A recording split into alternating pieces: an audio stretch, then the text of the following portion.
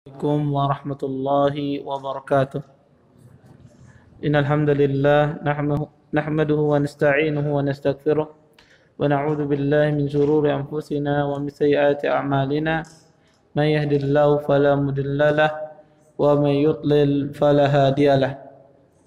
Asyhadu an la ilaha illallah wahdahu la syarika lah wa asyhadu anna Muhammadan abduhu wa rasuluh. فإن أصدق الحديث كتاب الله وخير الهدي هدي محمد صلى الله عليه وسلم وشر الأمور محدثاتها وكل محدثة في الدين بدعة وكل بدعة ضلالة وكل ضلالة في النار أما بعد. Hadirin dan hadirat yang dimuliakan oleh Allah Subhanahu wa taala, segala puji bagi Allah Subhanahu wa taala dengan limpahan nikmat-Nya yang begitu besar. Di antaranya nikmat iman, nikmat Islam, nikmat kesehatan, sehingga kita bisa berkumpul di masjid yang mulia ini dalam rangka mempelajari agama Allah untuk menghilangkan kejahilan yang ada pada diri kita. Mudah-mudahan pertemuan kita pada malam hari ini mendatangkan berkah di sisi Allah Subhanahu wa taala. Hadirin dan hadirat yang dimuliakan oleh Allah Subhanahu wa taala, kita lanjutkan pembelajaran kita tentang masalah fikih jual beli.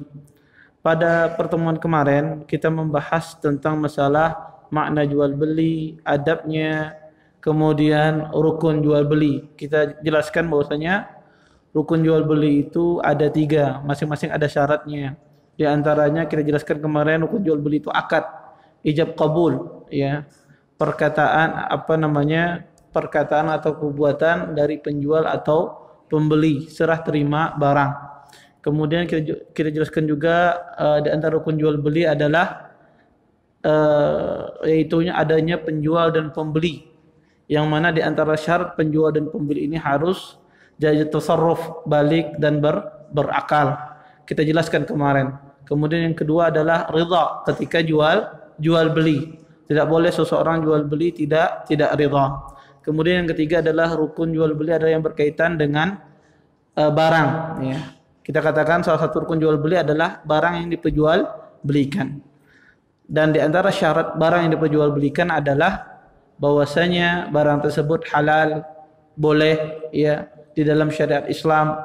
Kemudian barang tersebut adalah tidak majhul, ya. Artinya diketahui barangnya, ya, ada barangnya. Kemudian yang ketiga adalah barang yang tersebut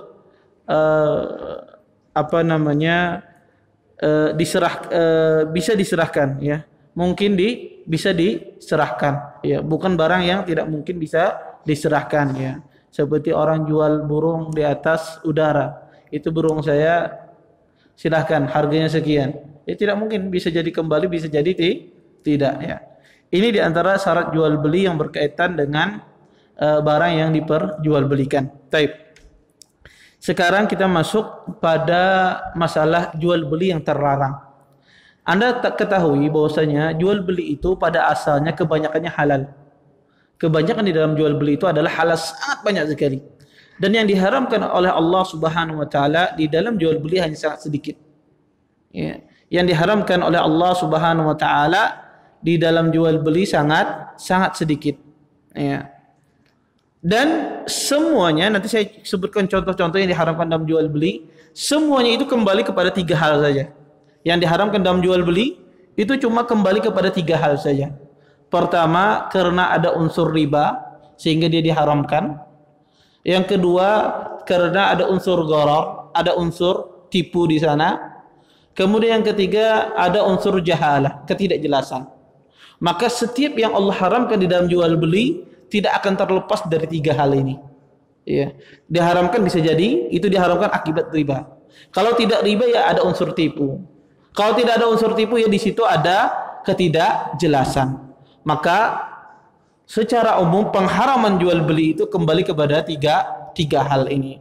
Maka kita akan sebutkan satu persatu contoh yang diharamkan di dalam jual beli sehingga jelas. Ya. Dan sekali lagi saya jelaskan, apa yang Allah halalkan di dalam jual beli itu sangat banyak. Tidak ada apa-apanya yang Allah haramkan. Dan yang diharamkan di dalam jual beli sangat sedikit sekali. Ya. Taib. Di antara jual beli, ya, yang diharamkan adalah Pertama, jual beli di waktu hari Jumat. Ketika dikumandangkan azan Jumat, maka ini tidak boleh. Ya. Karena ini ada nas ya, yang melarang seseorang jual beli pada hari Jumat. Ya. Karena Allah mengatakan, Ya ayyuhalladzina amanu idza nudiya lis-salati min yaumil jum'ah fas'au ila dzikrillah wa dharul bai'. Dzalikum khairul lakum in kuntum ta'lamun. Kata Allah Subhanahu wa taala, wahai orang-orang beriman, jika seandainya kalian dipanggil untuk salat Jumat, ya, maka bersegeralah memenuhi panggilan tersebut dan tinggalkanlah jual beli, kata Allah.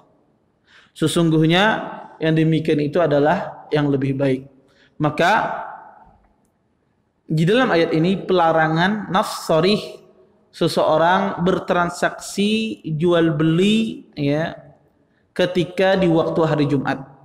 Ini cuma satu-satunya pelarangan ya yang berkaitan dengan waktu sholat, yaitu di waktu hari Jumat. Maka tidak sah jual belinya pada hari Jumat bagi orang yang wajib Jumat. Tapi bagi orang yang tidak wajib Jumat maka tidak mengapa. Misalnya perempuan jualan di pasar, sama-sama perempuan, maka tidak mengapa. Tetapi jika seandainya perempuan dengan laki, yang mana laki tersebut wajib dia sholat Jumat, maka tidak boleh, maka tidak sah jual belinya. Maka tidak boleh. Ini yang pertama. Kemudian yang kedua, mungkin antum bertanya, kalau jual beli di waktu sholat panggil apa Ustaz? Ya, waktu jual beli di waktu sholat ya. Ya ketika seseorang misalnya jual beli ya di waktu sholat, ya dia jual beli dalam sholat, apakah sah jual belinya semacam itu? Kita katakan juga tidak boleh seseorang jual beli di waktu sholat. Tetapi bedanya jual beli di waktu sholat dengan jual beli di waktu hari Jumat. Jual beli di waktu hari Jumat, jual beli yang tidak sah sama sekali. Jual beli yang tidak sah sama sekali. Selain dia berdosa, jual belinya batil. Ya, jual belinya rusak. Tetapi jual beli di waktu sholat adalah jual belinya sah tapi dia berdosa. Tapi dia berdosa. Ya. Maka di dalam hal ini para ulama menjelaskan bahwasanya jual belinya sah tetapi dia melakukan dosa karena disibukkan dengan jual beli. Makanya pedagang kalau datang waktu sholat tutup tokonya, kemudian dia segera melaksanakan sholat berjamaah. Taib. Yang kedua, di antara jual beli yang diharamkan di dalam Islam adalah seseorang jual beli asalnya halal ya. Kemudian dia jual beli tersebut untuk membantu saudaranya dalam berbuat maksiat. Ya. Misal ada orang tawuran ya, perkelahian di depan antum. Antum lihat itu. Kemudian antum jual pisau, jual parang dan semacamnya. Kemudian orang datang ke toko antum, "Mas, berapa pisaunya?" Dia tahu, antum tahu ini orang ini mau kelahi, maka tidak boleh. Jangan, "Oh, ini diobral." Ya, dijual ya. Macam. Maka ini tidak boleh karena apa ini? Kita menolong dia dalam perbuatan maksiat. Walaupun sekali lagi saya katakan jual beli itu pada asalnya kita jangan banyak menanya ya, jangan banyak menanya ya. Karena pada asalnya jual beli itu halal ya. Jual beli baju kemudian nanya, "Bajunya mau dipakai apa?" "Oh, mau dipakai jalan-jalan." "Jalan-jalan kemana?" Ya. Maka ini tidak perlu seseorang dalam jual beli. Karena apa? Takalluf ya, membebani sesuatu yang tidak dibebankan untuknya. Maka selama dia jual barang yang halal, maka tidak diminta dia untuk bertanya setelahnya. Kecuali yang nampak misalnya semacam ini ya. Jual beli di waktu fitnah semacam ini. Orang lagi tawuran, lagi demo misalnya, ya mencari pisau dan semacam, maka ini tidak boleh seseorang menjual beli pada saat itu. Kemudian di antara jual beli yang dilarang adalah seseorang juga tidak boleh ya, menjual beli atas tawaran saudaranya, atau seseorang melakukan transaksi di mana saudaranya lagi menawar ya, atau seorang pedagang mengganggu pedagang lain ketika ada pembeli ya. Ini mungkin jarang didapatkan di sini. Tetapi kalau antum pergi ya ke kota Madinah atau ke kota Mekah ya, di pinggir-pinggir masjid itu banyak orang kaki lima jualan ya. Masing-masing yang samping 10 real lagi tahu menawar, yang samping 9 real di tempat saya katanya. Ya. Padahal dia lagi apa? Menawar di tempat saudaranya. Kemudian dia masuk dengan menawarkan barang lebih murah, padahal ini lagi apa? Jadi transaksi dia pada saudaranya. Ini maka tidak boleh, ya. Ini tidak boleh. Nabi SAW mengatakan, wala yabi' ba'dukum ala bai'i ba'din. Kata Nabi SAW, janganlah kalian menjual, ya, terhadap saudara kalian atas jualan sebahagian. Maksudnya, janganlah kalian menjual ketika saudara kalian masih berada transaksi dengan pembelinya, tidak boleh. Ya, maka selesaikan dia dulu baru Anda, ya. Atau seperti itu, Anda ya mencegat misalnya ojek misalnya. Ya, mencegat ojek. Lagi transaksi dengan ojek ini, datang lagi ojek yang keduanya, sama saya saja lebih murah daripada dia. Ya, maka ini tidak boleh, ya. Atau mencegat taksi, datang taksi misalnya, lagi tawar-menawar datang di belakangnya, sama saya aja, pokoknya lebih murah daripada yang di depan tadi katanya. Akhirnya dia langsung ke belakang. Maka ini tidak boleh, ya. Ini melakukan transaksi di atas transaksi saudaranya. Kemudian di antara jual beli juga yang dilarang adalah seseorang, ya, jual beli bai'ul hadir li badin. Seorang menjadi maklar bagi penduduk desa. Ya, ini tidak boleh, ya. Maksudnya apa? Jadi maklar bagi penduduk desa. Biasanya pedagang desa itu ketika dia mau barang dari desa, ya, dia mau barang dari desa. Dan biasanya para pedagang besar biasanya itu mencegat di tengah jalan. Ya, mencegat tengah jalan agar pedagang desa ini tidak masuk ke pasar. Sehingga pedagang besar ini dia bisa mendapatkan harga lebih murah. Kenapa? Karena pedagang desa ini tidak mengetahui harga pasar, dan biasanya semacam itu. Orang kampung, ya, orang desa, orang gunung, ketika dia turun membawa sayuran, bawa makanan apa macam, dia biasanya tidak tahu harga di pasar sampai dia datang ke pasar. Ini pedagang besar, dia menjadi calo. Kata dia, sudah nggak usah repot-repot, saya aja yang bawakan ke pasar. Ya, kamu berapa harganya maunya? Sekian, kata pedagang desa ini. Sudah saya jualkan di pasar. Ya, maka ini tidak boleh. Kenapa? Mungkin dari satu sisi seseorang bertanya, ini bukankah diuntungkan Ustadz? Ya, pedagang desanya diuntungkan, dia tidak capek-capek lagi masuk ke pasar, tidak capek-capek lagi dia menjual. Betul. Pedagang desa ini diuntungkan, tetapi juga dia dirugikan dengan rugi yang besar, dan masyarakat di sekitarnya juga dirugikan. Kenapa? Karena biasanya orang-orang desa itu membawa barang, biasanya barang mentah atau barang pokok. Jarang orang desa itu membawa baju, ya, atau yang sudah jadi, jarang. Biasanya mereka membawa hasil, ya, hasil tanaman, hasil pertanian, ya, atau barang-barang mentah yang mereka bawa ke kota. Ketika seorang pedagang besar ini mencegat seorang penduduk desa ini ketika dia masuk di pasar, maka si pedagang ini ketika dia masuk pasar pasti dia akan meninggikan harga barang tersebut. Dan barang tersebut, dia jika seandainya dia barang yang mentah kemudian dia diproduksi, maka produksinya akan menjadi mahal. Kenapa? Karena dia ambil dari harga yang mahal. Padahal kalau seandainya penduduk desa itu, pedagang desa itu ketika masuk di pasar, ketika dia jual, biasanya jualnya murah. Ya, mereka biasanya jualnya murah, tidak begitu banyak mengambil untung, ya. Nah, sehingga ini menyebabkan dampak yang luar biasa. Ya, menyebabkan nanti harganya naik, barang itu dikirim ke desa, mereka kemahalan membeli barang tersebut. Oleh karena itu dalam Islam di sini dilarang, ya. Kenapa? Karena kata Rasulullah SAW, la yabi' hadirun li badin. Janganlah seseorang yang hadir, ya, orang kota menjualkan barang orang desa. Kenapa? Kata Rasulullah, daun nas yarzuqullahu ba'dahum min ba'd. Biarkan manusia, kata Rasulullah, mendapatkan rezeki dari Allah satu dengan yang lainnya, ya. Biarkan penduduk desa itu datang dia ke pasar, dia menjual semaunya. Bisa dia jual lebih murah, diuntungkan orang-orang di pasar. Ya, bisa dia jual mungkin agak mahal, ya.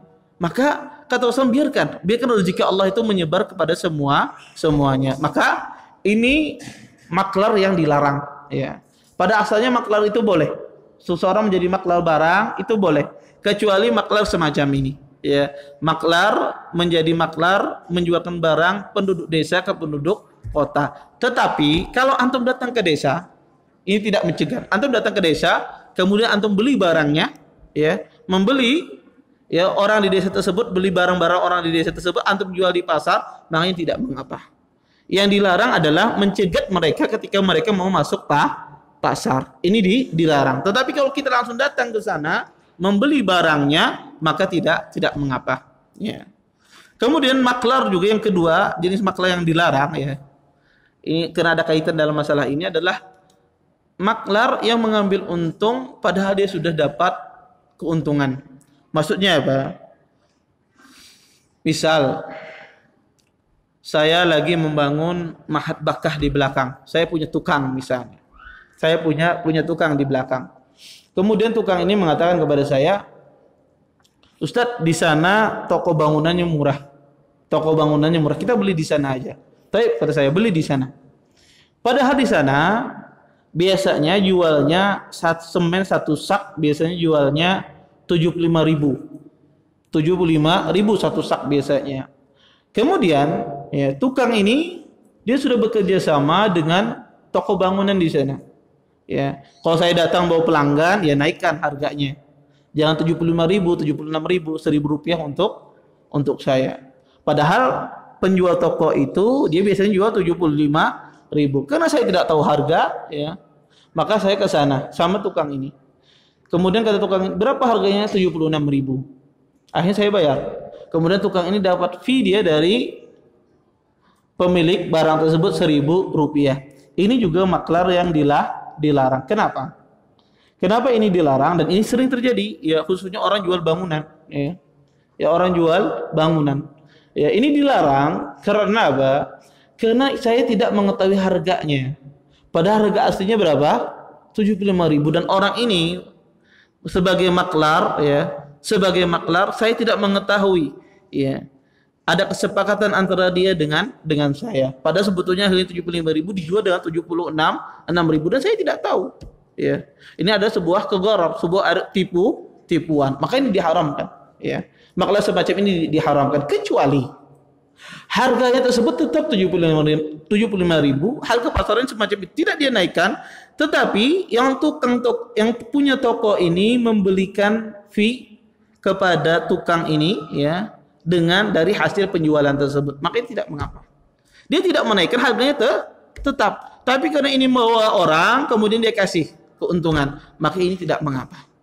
Ini tidak dilarang. Yang dilarang apa?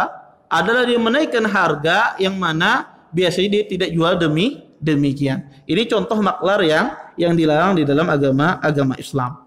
Kemudian di antara jual beli juga yang diharamkan di dalam agama Islam adalah jual beli inah. Jual beli inah itu semacam apa? Jual beli inah itu adalah jual belinya barangnya sebagai alat saja. Tapi intinya sebetulnya dia ingin berhutang. Dia sebetulnya ingin berhutang dan dibayar berlebih. Kalau saya langsung berhutang sama antum, saya berhutang 1 juta, kemudian nanti 5 bulan lagi saya bayar 1.300.000, ini riba. Ini riba.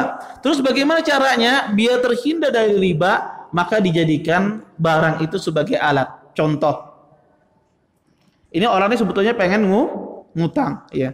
Tetapi barang dia jadikan sebagai alat. Contoh, ya. Ada saya punya HP. HP iPhone misalnya. Ya. HP ini saya jual, ya. Ya, saya sebetulnya pengen pinjam uang, ya. HP ini saya jual kepada si fulan ini, ya, yang ingin memberikan uang. Saya jual HP saya ini dengan harga misalnya 5 juta. Dibayar cash 5 juta. Saya terima uangnya 5 juta. Ya. Kemudian setelah saya terima uangnya, kemudian saya bilang lagi kepada teman saya yang beli barang saya ini, saya katakan kepada dia, saya beli lagi barang HP yang saya jual tadi, tapi dengan cara kredit. Dengan cara kredit, ada tempo selama setahun. Saya beli dengan harga 6 juta. Tadi saya jual berapa? 5 juta. Kemudian saya beli lagi dengan harga berapa? 6 juta dalam tempo. Ini pada hakikatnya sebetulnya saya pinjam uang 5 juta, dalam setahun saya kembalikan 6 juta. Tapi saya jadikan barang ini sebagai alat saja. Sebagai alat saja. Ini dimasukkan jual beli inah. Jelas ya? Contoh yang lain.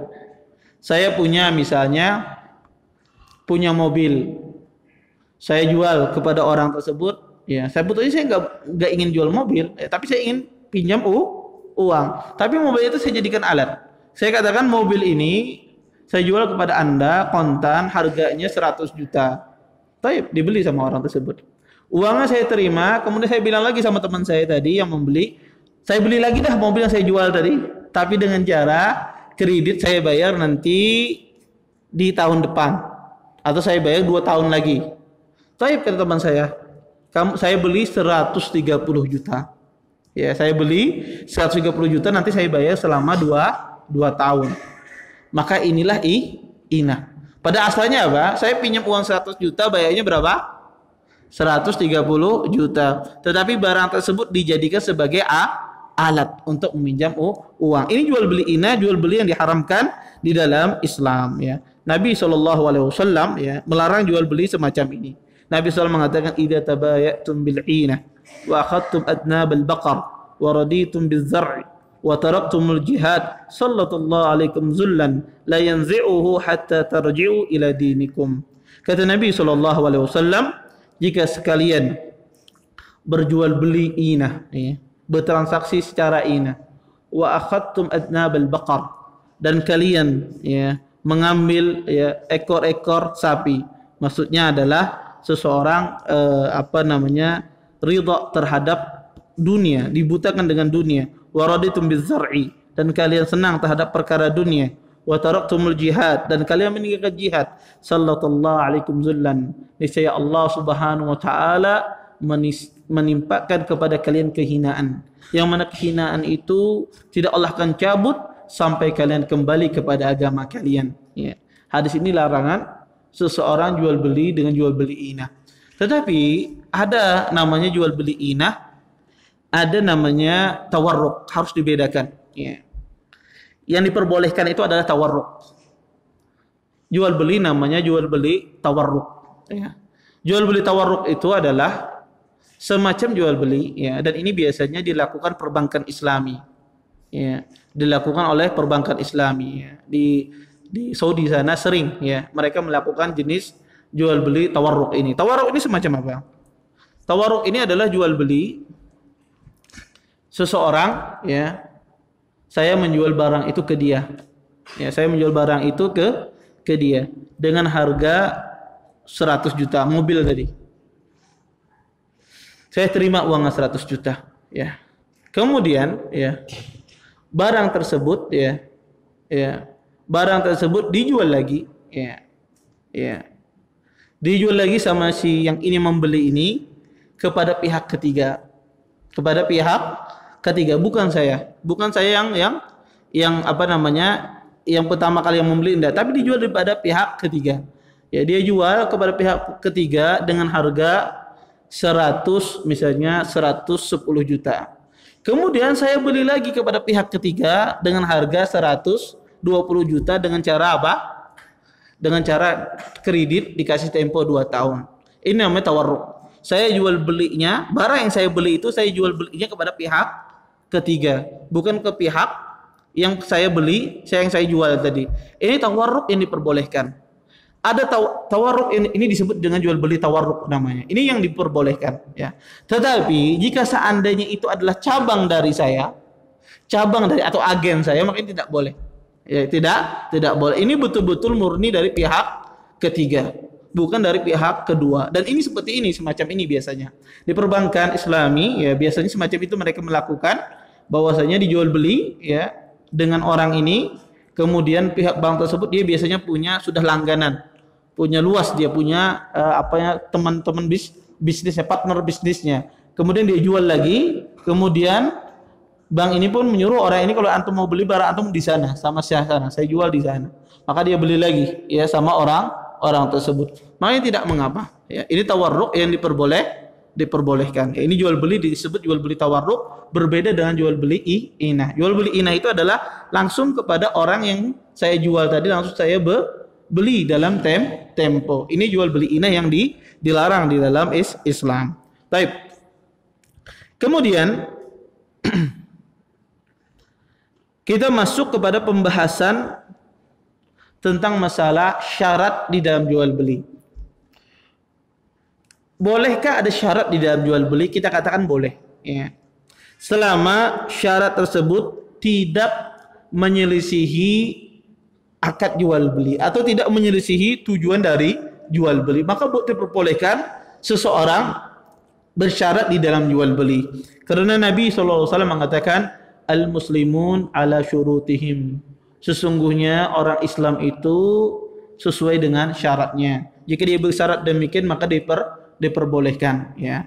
Selama syarat itu tidak merusak akad jual beli. Contoh misalnya, antum beli lemari, kemudian antum mensyaratkan kepada yang buat lemari, tolong diantarkan ke tempat saya.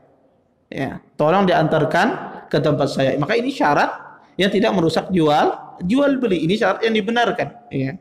Atau seseorang misalnya ketika dia jual beli, misalnya dia mengatakan dia jual beli rumah, kemudian dia bilang bersyarat, rumah ini jangan antum pakai dulu, saya mau menghuninya selama sebulan, nanti setelah sebulan baru antum gunakan. Ya, saya pakai dulu sebulan, nanti setelah 1 bulan antum gunakan. Ini rumah sudah saya jual sama antum, tapi saya bersyarat 1 bulan saya menghuni di sini, baru setelah itu antum gunakan. Ini juga tidak mengapa.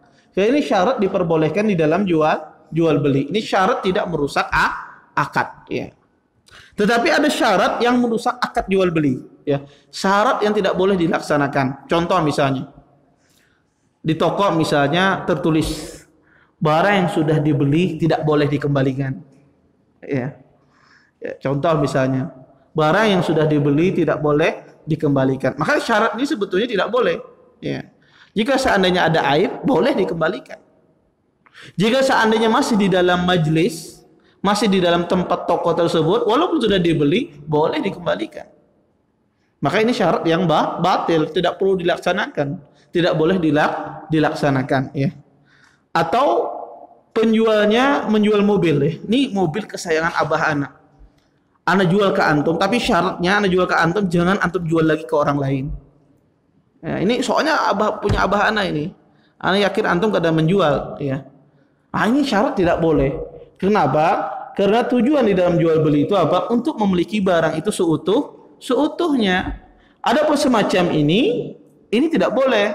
Karena si pembeli itu tidak memiliki barang seutuhnya. Maka ini akad yang diharamkan. Syarat yang diharamkan di dalam jual beli, ya.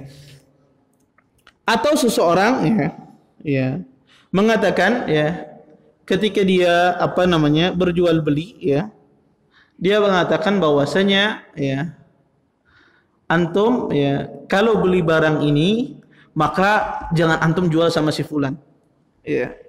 Pokoknya janganlah, anak enggak kada ketujuh menjual antum jual lawan si fulan, ya. Saya jual tanah ini asal antum, tapi jangan jual sama si fulan. Maka ini juga tidak boleh, ya. Karena ini merusak akad jual beli, ya. Maka syarat itu ada yang diperbolehkan, ya, selama syarat itu tidak menyelisihi tujuan jual beli. Dan ada syarat yang merusak jual beli. Syarat yang merusak jual beli ini tidak dilaksanakan. Tidak kita laksanakan. Kenapa? Ini pernah kejadian, ya. Pernah kejadian Aisyah radhiyallahu anha, beliau punya seorang budak yang bernama Barirah. Barirah ini budak, ya, yang dikatakan oleh majikannya, kalau seandainya kamu bisa melunasi, kamu bebas, ya. Kamu bebas, ya. Kemudian, ya, Barirah ini pun dia berusaha bagaimana dia bisa bebas, ya. Akhirnya pun Aisyah tahu dengan demikian, akhirnya Aisyah membantu Barirah. Aisyah ingin apa? Membeli Barirah dari apa? Dari majikannya, ya, ingin membebaskan Barirah. Kemudian ketika Aisyah ingin membebaskan Barirah ini, majikannya mengatakan bahwasanya Sesungguhnya Barirah ini kalau dia bebas, maka jika seandainya dia meninggal memiliki hartanya untukku. Di dalam Islam, budak kemudian dia dimerdekakan, maka jika budak tersebut dimerdekakan kemudian dia memiliki harta dan tidak memiliki ahli waris, maka warisannya jatuh kepada orang yang memerdekakan. Warisannya jatuh kepada orang yang memerdekakannya. Jika budak tersebut tidak memiliki ahli waris, maka yang memerdekakannya lah yang memiliki apa? Jatuh kepada dia warisan. Nah, majikan Barirah asal ini dia mengatakan bahwasanya, "Taib, Barirah bebas tetapi warisannya jika dia meninggal jatuh ke saya." Akhirnya Aisyah cerita kepada Rasulullah sallallahu alaihi wasallam. Kemudian kata Rasulullah, Rasul pun malah, ya. Kata Rasulullah, "Man ishtarata syartan laisa fi kitabillah fa huwa batil wa in kana mi'atu syartin." Kata Nabi sallallahu alaihi wasallam, barang siapa yang bersyarat sebuah syarat yang tidak ada dari Al-Qur'an, maksudnya menyelisih Al-Qur'anul Karim, ya, maka syarat itu adalah batil, kata Rasulullah, walaupun 100 syarat, ya. Kemudian Nabi mengatakan, "Innamal wala'u liman a'taq." Sesungguhnya wala ini, harta warisan ini, maka jatuh kepada orang yang memerdekakannya, ya. Makanya kata Aisyah bahwasanya Barirah ini adalah budak yang penuh berkah, ya. Karena akibat Barirah ini 3 hukum keluar, ya. 3 hukum agama Islam keluar akibat perbuatan Barirah ini. Di antaranya ini, ya. Di antaranya juga disebutkan oleh ahli ilmu, ya, bahwasanya Barirah ini ketika dimerdekakan dia memiliki seorang suami, seorang budak namanya Mughith, ya. Dia seorang budak juga. Suaminya bernama Mughith, ya. Barirah ketika merdeka dia minta cerai. Ya, dia minta cerai, ya. Dan diperbolehkan, ya, seorang kena budak dengan orang yang merdeka, ya, diperbolehkan, ya, dia minta cerai karena beda status, ya, beda status budak dengan orang yang merdeka. Akhirnya Barirah minta cerai. Dan Mughith ini dia sangat cinta kepada Barirah, tapi dia seorang budak, ya. Dulu sama-sama budak dia menikah. Akhirnya melihat demikian Abu Bakar, abinya Aisyah, beliau membebaskan Mughith, ya, sehingga dia jadi orang yang merdeka. Kemudian Barirah pun datang kepada Nabi SAW. "Wahai Rasulullah, saya pengen cerai sama Mughith." Ya. Kemudian Nabi SAW menyuruh Barirah ini agar dia melanjutkan pernikahannya dengan Mughith. Barirah tidak mau. Ya, ingin cerai. Barirah bertanya, "Wahai Rasulullah, engkau menyuruhku ini akibat perintah Allah, apakah itu cuma karena keinginanmu atau karena ini bukan berdasarkan wahyu?" Kata Rasulullah, "Ini bukan berdasarkan perintah Allah, ini keinginan saya." Akhirnya Barirah tetap mengatakan, "Saya ingin cerai." Karena di dalam Islam juga budak jika sudah dimerdekakan dia memiliki hak untuk meneruskan pernikahan ataukah melanjutkan fasakh, membatalkan pernikahan. Itu hukum di dalam Islam. Akhirnya Nabi SAW memberitahukan kepada Mughith, ya. Akhirnya pun Mughith, ya, dia berjalan-jalan di kampung, para sahabat melihat dia menangis, ya. Kata Rasulullah, "Ala ta'jab." Kata Rasulullah, "Apa kalian tidak heran terhadap Mughith? Begitu cintanya dia terhadap Barirah, tapi begitu Barirah tidak cinta sama dia," kata Rasulullah. Iya. Ya, dia sampai di jalan-jalan Mughith meneteskan air mata, ya. Inilah cinta kadang-kadang tidak bisa dipaksakan, ya. Baik. Kok kembali masalah ini? Baik, kita lanjut ke masalah perdagangan. Ya, baik. Ya, ini diantara syarat apa? Syarat yang diharamkan di dalam Islam. Baik. Kemudian kita lanjutkan pembahasan kita tentang masalah fikih jual beli ini. Baik.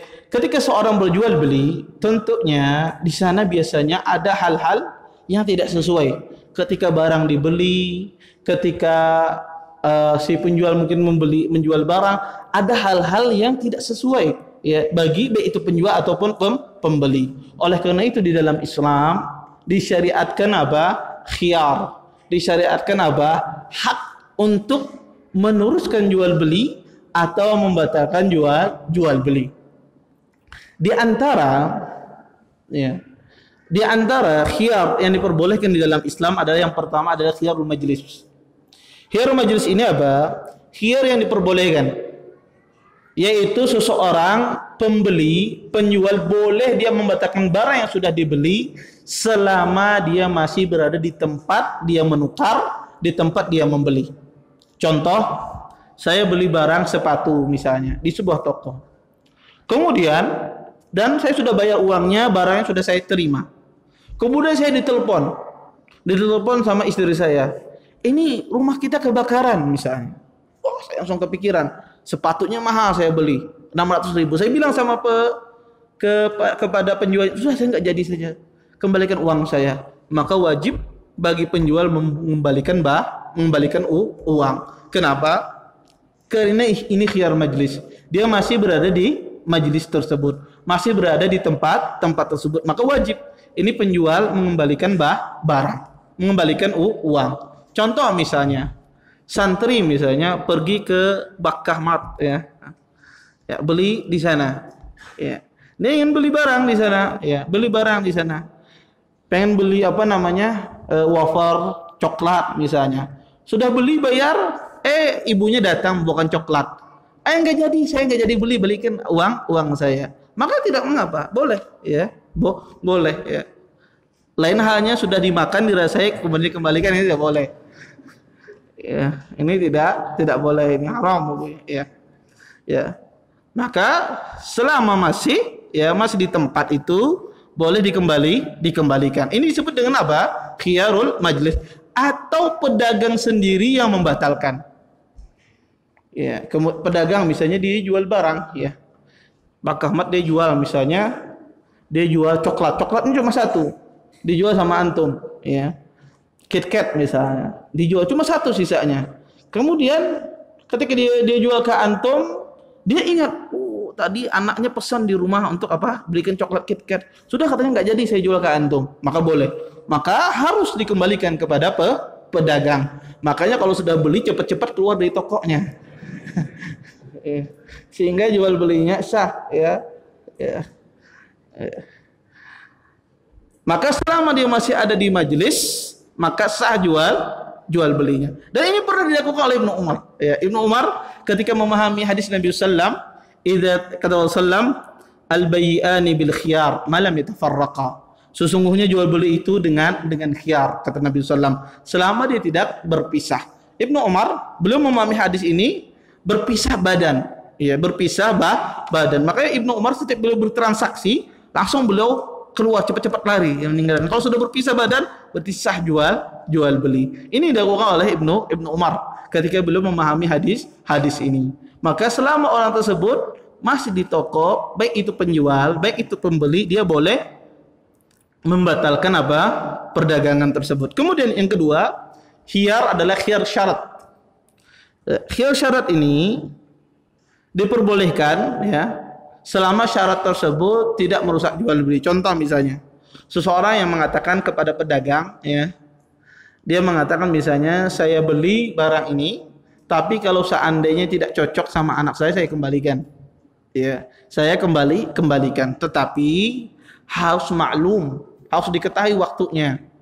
Jangan dimutlakkan. Ya, nanti kalau tidak cocok dikembalikan. 2 tahun hanya sidin datang bawa barang karena cocok, ya. Maka ini tidak boleh, ya. Ya, atau misalnya orang jual madu. Kalau tidak asli Ustaz, saya kembalikan madunya misalnya. Ya. Itu kata Ustaz dirasai aja.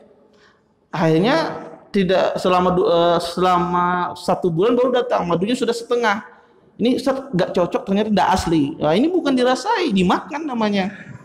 Ya. Kalau dirasai sejilat, 2 jilat, sesendok, 2 sendok. Kalau setengah berarti itu dimakan, diminum madunya.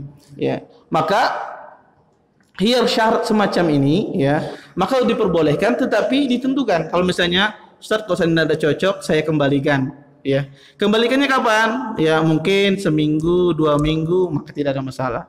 Ya, yang penting dijelaskan kejelasannya. Ya, maka seseorang, ya, tidak boleh dia atau penjual mengatakan, antum kalau sudah beli barang toko ana ini tidak boleh antum kembalikan apapun.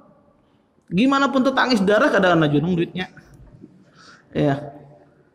Maka ini tidak boleh, ya. Syarat semacam ini tidak boleh. Maka syarat yang diperbolehkan adalah syarat yang tidak bertentangan dengan jual beli. Kemudian yang ketiga adalah jual beli khiyar yang di situ ada ghaban. Ghaban itu apa? Di situ ada unsur tipu. Di antara bentuk ghaban adalah unsur tipu adalah di antaranya adalah seseorang menjual barang kepada orang yang tidak bagus membeli, tidak bagus dia menawar, dengan dia mengambil keuntungan berlipat-lipat melebihi keuntungan pada normalnya. Yang mana barang tersebut memiliki ketetapan harga. Contoh misalnya beras, ya. Kalau beras itu harganya kan sudah maklum, ya. Di sini beras berapa seliter, paham sih? Paham sih, paham. Berapa? 10.000. Nah, taib. Beras ini 1 liter dia 10.000. Itu beras apa tuh? Gambut kah? Lumayan. Apa? Beras Banjar lah. Taib. Beras 10.000 ya. Kemudian ini dia pedagang beras. Kemudian datang orang luar ya. Orang Arab misalnya, orang Saudi ya. Ini berapa berasnya katanya? Oh, dia ini tahu nih orang luar. Akhirnya berasnya ini dikirakan 30.000. Satu liternya. Mungkin bagi orang luar murah, akhirnya dia beli ya. Ternyata pas datang orang ini bertanya kepada yang lain, "Berapa harga beras ini?" "Ini 10.000 aja," katanya. Ini dia apa? Ditipu. Ya, dia ditipu walaupun dia jual beli sah tadi. Tetapi orang ini tidak tahu harga, tidak bagus menawar, ya. Dan harga barang tersebut memiliki ketetapan di pasar, maka ini tidak boleh. Seorang pedagang boleh dia mengambil keuntungan besar, tidak melebihi sepertiga ya dari keuntungan yang sudah ada. Contoh misalnya beras itu misalnya 10.000 gitu misalnya. Kemudian dia sudah untung ya. Dia sudah untung di sana ya. Maka tidak boleh dia melebihi dari sepertiga dari harga tersebut ya. Misalnya 10.000, misalnya sepertiganya kalau dia jual maka paling mentok banget ada 13.000 sampai 14.000 ya. Maka lebih dari itu dia tidak boleh ya. Jika seandainya barang tersebut memiliki ketetapan harga di pasar. Tetapi jika seandainya barang tersebut tidak ada ketetapan harga ya, barangnya adalah ya bisa dijual murah, bisa dijual mahal, tidak ada ketetapan harga di pasar ya, dan itu keumuman pada barang-barang ya. Ya semacam misalnya celana ya. Orang jual beli sepatu misalnya, ada jenis sepatu yang tidak ada memiliki ketetapan harga. Ada mungkin jenis baju yang mungkin maklum di kalangan orang ini harganya sekian ya. Maka jika yang tidak memiliki ketetapan harga ini, maka tidak mengapa orang mengambil untung sebesar-besarnya ya. Maka ini dibentuk khiyar ghaban. Orang yang semacam ini, dia merasa tertipu semacam ini, boleh dia mengembalikan barang tersebut ya. Karena ya ini hak dia memiliki khiyar, hak dia untuk mengembalikan barang tersebut. Kemudian terakhir adalah khiyarul aib ya. Khiyarul aib itu adalah seseorang mendapati barang tersebut ada aibnya, maka boleh dia kembalikan.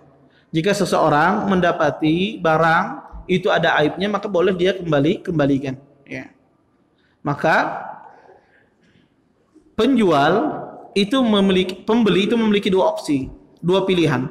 Dia meneruskan jual belinya, kemudian si penjual membelikan ganti rugi terhadap aib yang didapatkan di barang, atau si pembeli ini mengambil uangnya utuh. Maka diperbolehkan dia dua hal ini. Ya, dia bisa jadi mengambil ganti rugi dari barang yang ada aibnya, atau si pembeli ini membatalkan jual beli tersebut, transaksi tersebut. Maka dia dipilihkan dengan dua pilihan semacam ini. Ini disebut dengan khiyar aib, dan ini khiyar yang ditetapkan di dalam syariat. Ini beberapa khiyar yang dijelaskan di dalam agama Islam ketika seseorang bertransaksi jual beli.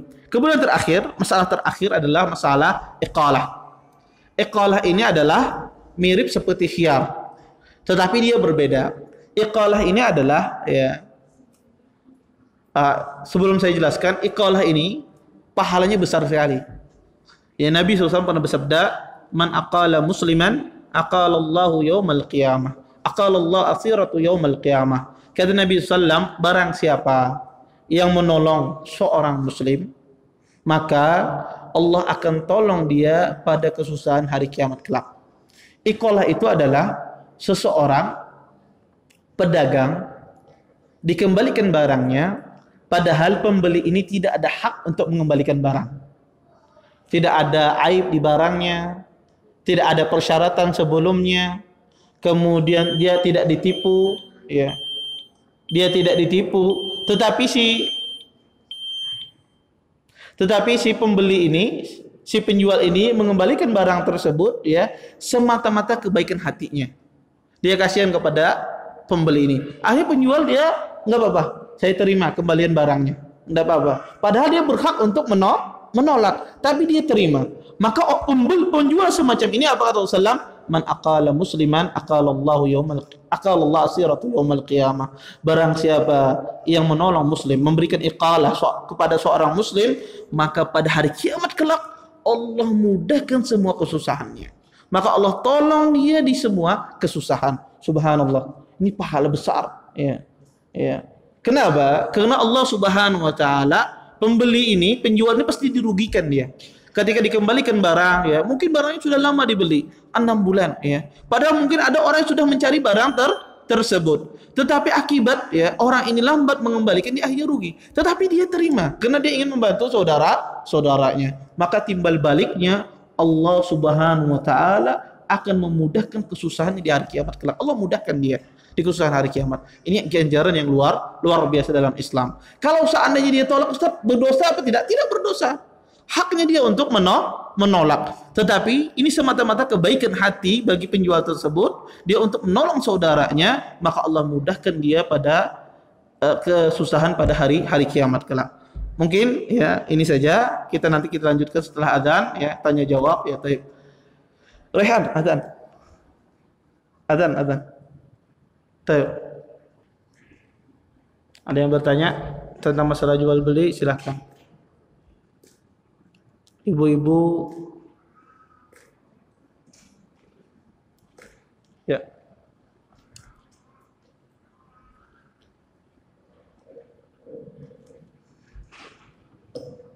Assalamualaikum warahmatullahi wabarakatuh. Waalaikumsalam warahmatullahi wabarakatuh.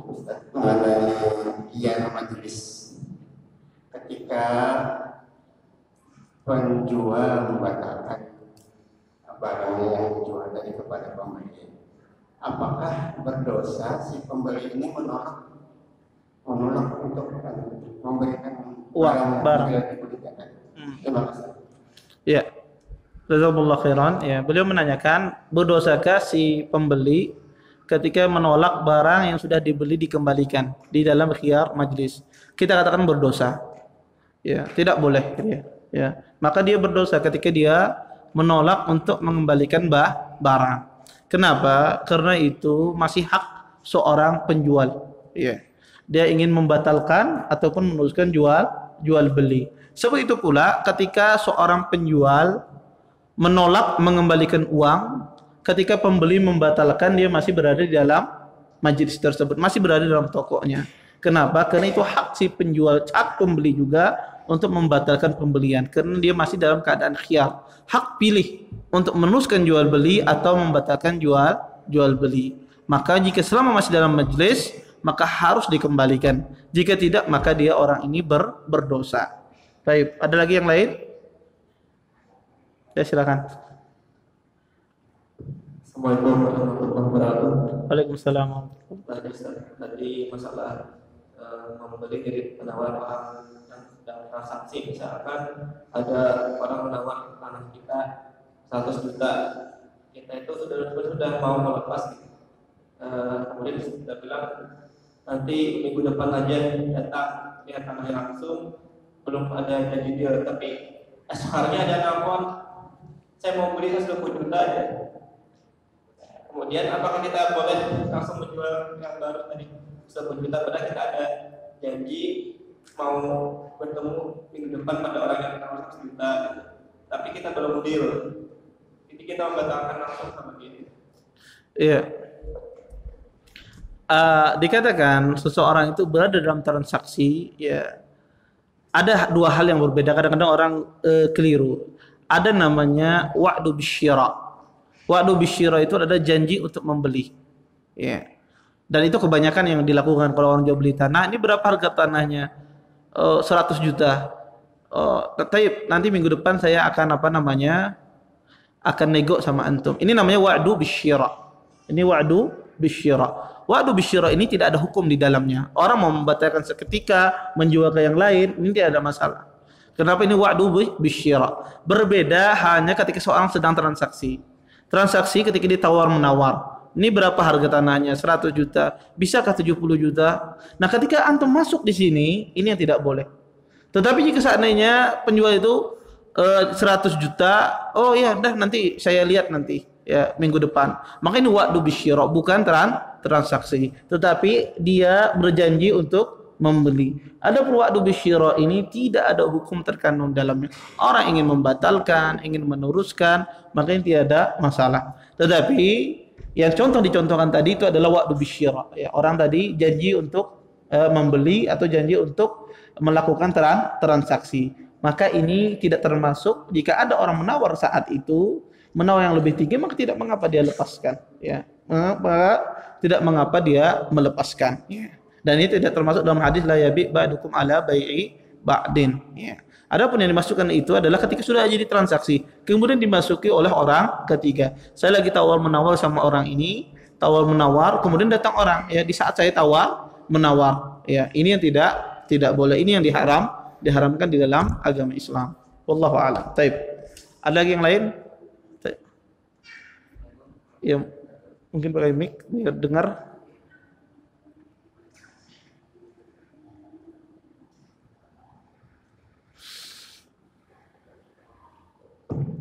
Assalamualaikum warahmatullahi wabarakatuh. Waalaikumsalam. Bagaimana dengan cara kita menjual barang tidak ada, tapi kita memberikan kejelasan tentang barang yang kita tawarkan, dan pembeli itu mengiyakan, menyetujui apa yang kita jelaskan dan kita sebutkan pada kisaran harganya, dan dia juga setuju. Contohnya kita jual batu permata dengan spesifikasi yang telah kita sebutkan tadi, dan dia juga sudah setuju. Kita datangkan barangnya, kemudian baru dia tapi uang biasanya duluan gitu kan, dengan dia menitipkan uang duluan ke kita gitu. Ya, baik. Pertama masalah itu ya, ada jual beli namanya jual beli salam. Kemudian tadi ada istilah wa'du bisyira, ya, janji untuk membeli. Wa'du bisyira ini, saya menjelaskan wa'du bisyira ini biar paham. Wa'du bisyira ini tidak ada sesuatu yang mengikat antara si penjual dan pembeli. Dia sekedar ada barangkah di toko antum, ada batu permata misalnya, batu jamrud misalnya. Saya cari batu jamrud yang berapa gini-gini, dijelaskan sifatnya. Berapa harganya? 100 juta. Saya mau. Akhirnya antum datangkan, ya, antum jual, tidak ada masalah. Ini wa'du bisyira, karena antum nggak ada mengikat ya antara orang ini dengan orang ini, sekedar dia janji ingin membeli di tempat antum. Ini yang pertama, masalah pertama. Masalah yang kedua, ada namanya semacam mengikat ya. Ya, dia janji membeli tapi semacam ini mengikat. Maka orang yang menjual barang yang tidak dia miliki, ini tidak boleh kecuali dia melakukan transaksi dengan transaksi salam. Transaksi salam itu semacam apa? Pertama syaratnya adalah saya tidak memiliki barang, tetapi saya tahu barang ini ada di tempat di fulan. Ya. Saya tahu dan saya bisa mendatangkannya. Ya. Maka ini diperbolehkan transaksi semacam ini dengan beberapa syarat. Pertama, si pembeli itu membayar uang tunai di muka. Uang tunai di depan, tidak boleh kurang. Harus sempurna uangnya. Harganya misalnya 10 juta ya 10 juta. Tidak boleh kurang. Kemudian yang kedua, barang yang diadakan tersebut berlimpah. Barangnya berlimpah banyak. Tidak satu. Misalnya barangnya kita tahu cuma satu saja di sana, daerah sana, ya. Tidak bisa berlimpah, maka ini tidak boleh, ya. Barangnya berlimpah, artinya satuannya banyak. Ya, satuannya banyak. Artinya kalau nggak di sini, di lain pasti ada juga yang jual. Ya, artinya tidak di satu tempat tersebut saja. Banyak barangnya. Kemudian yang ketiga ya, waktunya jelas. Ya, waktunya jelas. Ya, artinya nanti kamu beli nanti saya datangkan 1 bulan lagi, 2 bulan lagi, maka tidak masalah. Yang keempat apa?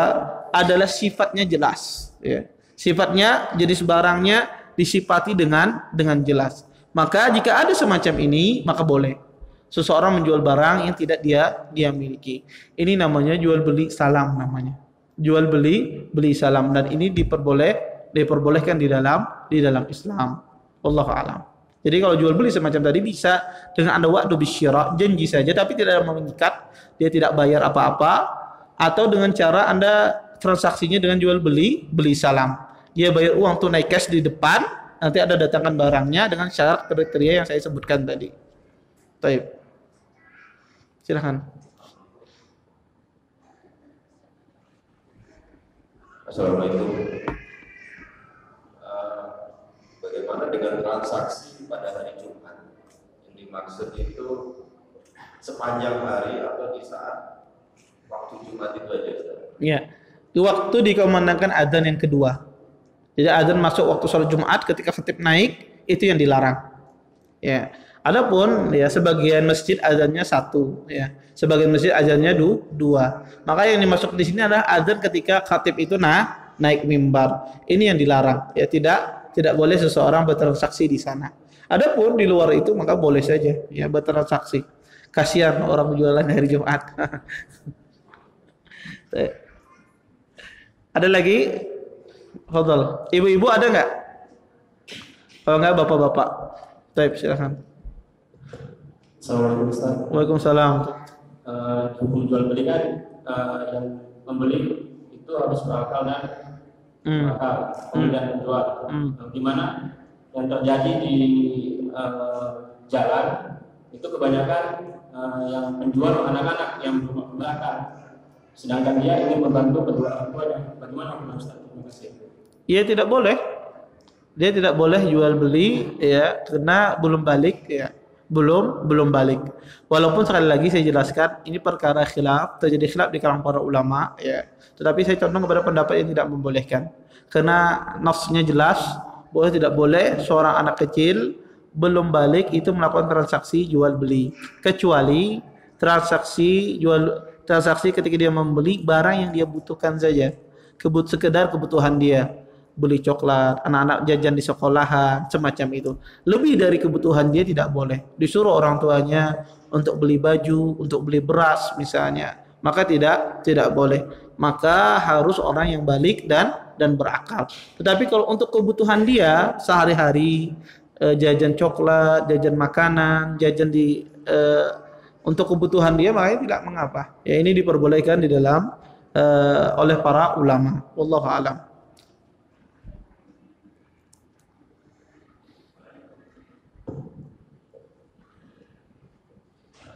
Bismillah.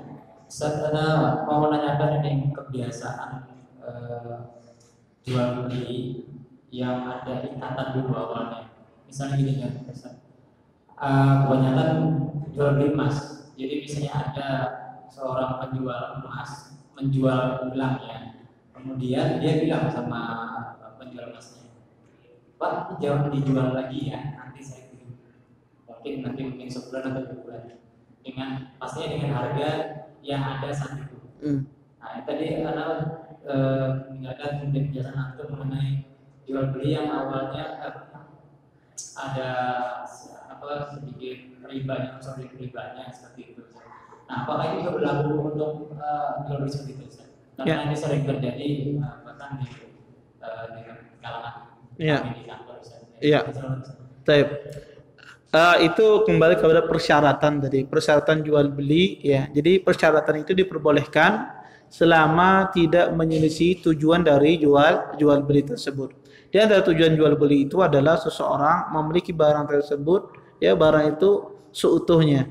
Kemanapun dia jual itu haknya dia. Itu di antara tujuan di dalam jual beli. Ketika ada orang misalnya jual emas, jual gelang atau jual kalung misalnya kepada si fulan, ini saya jual galung ini ke antum karena saya butuh uang, ya. Tetapi tolong jangan dijual lagi ke orang lain. Nanti saya beli 1 bulan atau 2 bulan. Maka persyaratan semacam ini sebetulnya persyaratan boleh bagi penjual tersebut tidak melaksanakannya. Artinya kalau dia jual ke orang lain, maka boleh, dia tidak berdosa.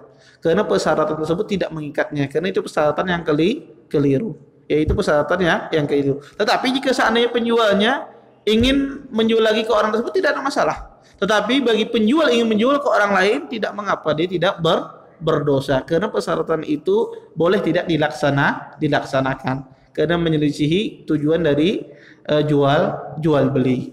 Ya, jadi penjualnya boleh dia 2 opsi. Boleh dijual ke orang lain kalau dia butuh misalnya, maka dia tidak berdosa. Atau dia ingin membantu orang itu, dia jual lagi ke orang tersebut, maka juga tidak mengapa.